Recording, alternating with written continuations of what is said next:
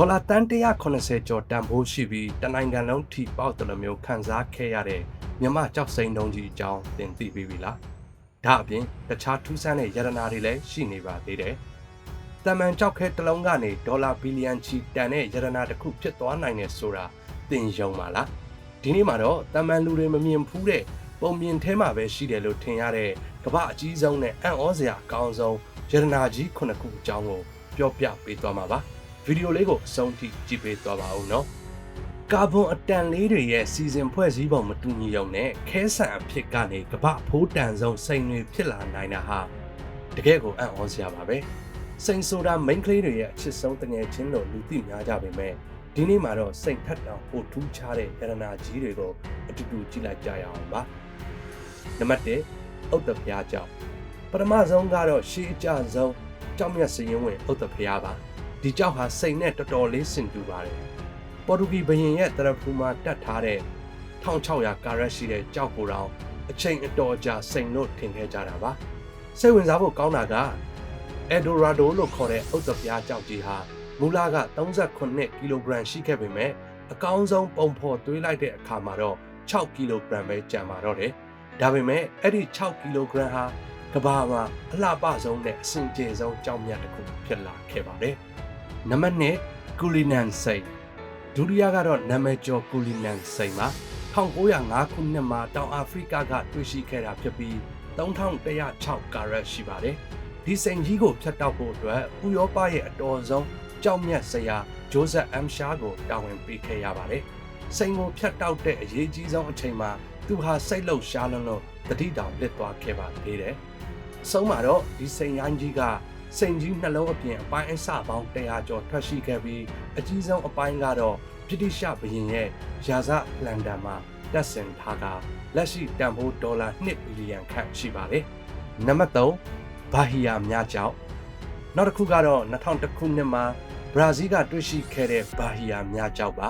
ဒါဟာကြောက်တုံးကြီးတစ်ခုလုံးမြားကြောက်တွေစုနေတာဖြစ်ပြီးအလေးချိန်380ကီလိုဂရမ်လေးပါတယ်ခန့်မှန်းတန်ဖိုးဒေါ်လာတန်400ကျော်ရှိပါတယ်သူ့ရဲ့သမိုင်းကြောင်းကတော့ရုပ်ရှင်ဆန်လွန်းလှပါတယ်အခုခံရတာတွေမှုန်တိုင်းဒဏ်တွေကြောင့်ရေမြုပ်ခဲ့တာတွေကြုံခဲ့ရတယ်လို့တခါက eBay လေလံ website ပေါ်မှာတောင်တင်ရောင်းခံခဲ့ရပူပါတယ်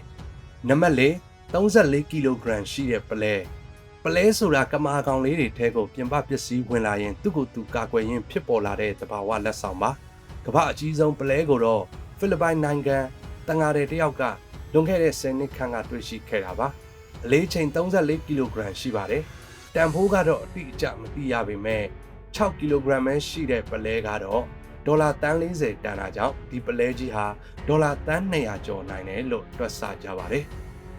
နံပါတ်5မြန်မာကြောက်စိန်2016ခုနှစ်မှာကျွန်တော်တို့မြန်မာနိုင်ငံကနေကမ္ဘာကိုအံ့အားသင့်သွားစေခဲ့တာကတော့185တန်ချိန်ရှိတဲ့ကြောက်စိန်အတုံးကြီးပါပဲ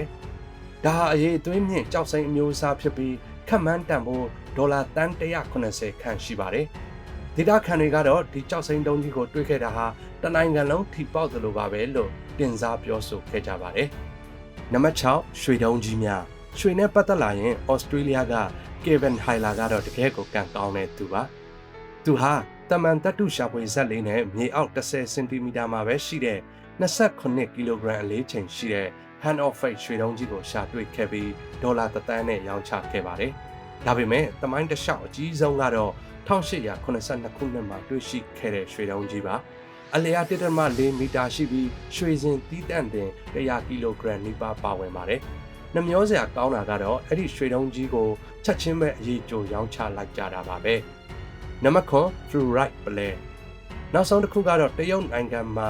စိန်ထက်တောင်တန်ဖိုးထားကြတဲ့ fluorite ကျောက်ပါအတွင်းမွန်ဂိုလီးယားမှာတွေ့ရှိခဲ့တဲ့6တန်လေးတဲ့ fluorite ကျောက်တုံးကြီးကို3နှစ်ကြာအချိန်ယူပြီး1.5မီတာအချင်းရှိတဲ့အလုံးကြီးဖြစ်အောင်တွေးခဲ့တာပါအဲ့ဒီကျောက်လုံးကြီးဟာအပူပေးရင်အမှောင်ထဲမှာတောက်ပလာနိုင်ပြီးတန်ဖိုးကတော့ဒေါ်လာတန်140ခန့်ရှိပါတယ်ကဲဒီရတနာ9ခုထဲမှာတင်တာတစ်ခုပိုင်ဆိုင်ခွင့်ရမယ်ဆိုရင်ဘယ်အရာကိုအလိုချင်ဆုံးလဲ comment မှာကျွန်တော်တို့ကိုပြောပြပေးခဲ့ပါဦးအခုလိုမျိုးဘဟုတုတရစရာထူးထူးဆန်းဆန်းအကြောင်းအရာတွေကိုအမြဲကြည့်ချင်နေဆိုရင်တော့ကျွန်တော်ရဲ့ channel ကို subscribe လုပ်ထားဖို့မမေ့နဲ့အောင်နော်ဗီဒီယိုလေးကိုကြိုက်တယ်ဆိုရင် like နဲ့ share လေးလည်းလုပ်ပေးခဲ့ပါဦး